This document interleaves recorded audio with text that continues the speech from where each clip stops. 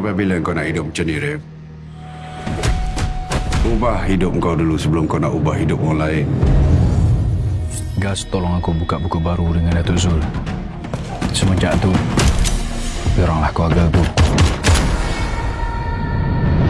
Makin lama, makin bahaya kerja kita ni. Nyawa kita ni mainan orang kaya je. Bila-bila masa je boleh kena tembak. Tak kisahlah. Kalau kita sama-sama, tak ada siapa berani hadap kita. Gas, ayah nak kamu ganti ayah jadi kepala naga. Budak tak boleh mati untuk sampah macam tu. Aku nak kepala Syam.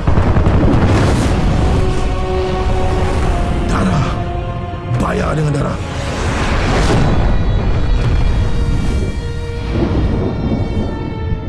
Gas, betul ke apa kita buat ni? Memang tak ada jalan lain ke? Aku tak boleh biarkan satu kapal tenggelam disebabkan dia. Di kalangan budak-budak Datuk sekarang ni rupanya ada pembelot. Kita cari pengkhianat bangsat tu malam ni juga.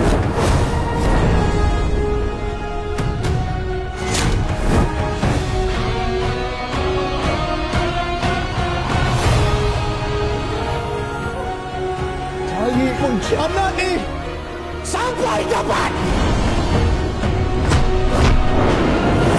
Aku percayakan kau. Aku bagi segala-galanya. Aku pun samalah siap.